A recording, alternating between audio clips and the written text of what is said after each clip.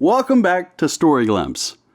Today, on our instructional video, we're going to be taking a look at my short story, Not My Lucky Charms, and talking about dialogue.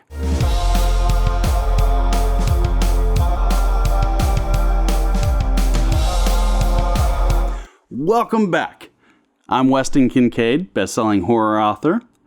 Today, we're going to talk about dialogue in relation to my short story, Not My Lucky Charms. Now, if you haven't watched it yet, I read the story to you. It's available in this episode. Follow the link here. And today I'm going to talk about 4 major points to consider whenever you're writing dialogue. Point 1 is believability. Does your character sound believable? Are they realistic? Is it something your character would actually say? Is it something they would do? You've probably seen many books, stories, even movies and shows where a character may make a choice or do something that was not in character. And that's where the believability comes into play. So first off, make sure that whatever's being said is believable. Cultural relevance.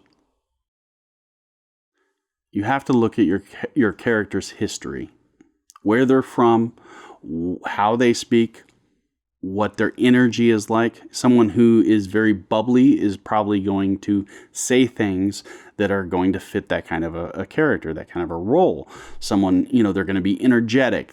So if you pick a character, you need to make sure that anything you pick fits for them based on their history. If they are, say, from Ireland, like in Not My Lucky Charms, you need to try and incorporate cultural relevance, some words, things that he may have learned about growing up in that region or area. You need to consider dialect, accent. Sometimes that can be incorporated into the actual words themselves and the lettering of them.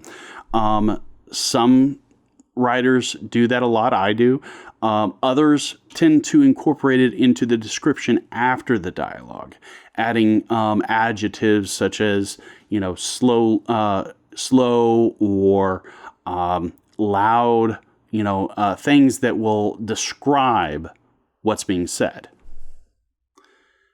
Point 3 is the realism of the dialogue. It's very similar to the believability, but realism actually does it fit that character?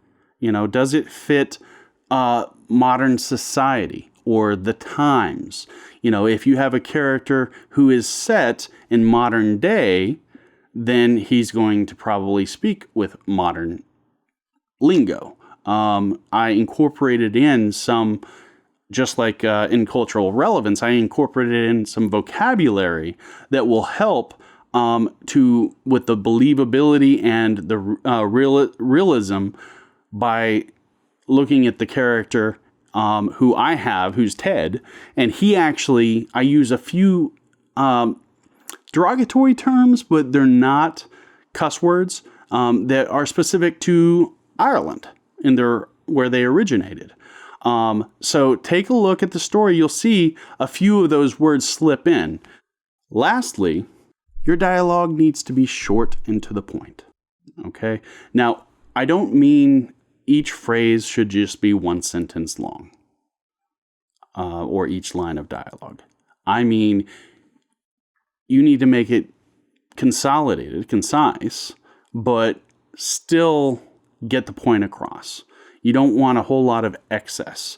I have seen a few instances in things I've read where descriptions can go on forever and ever and ever in both the narrative and the dialogue.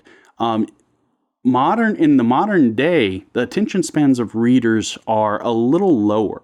So you need to make sure that you're still entertaining them and keeping the plot rolling. And by using short to the point dialogue, that it can still be drawn out if you have a very wordy person, but short overall. then you're going to meet their needs. They're not going to get tired of reading, close the book and set it aside. They're going to keep going. So if you have all 4 of those points met, then your dialogue's probably going to turn out pretty darn good.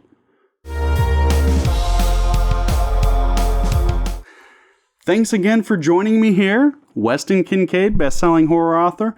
I hope that you learned a little something that maybe will help you in your own writing.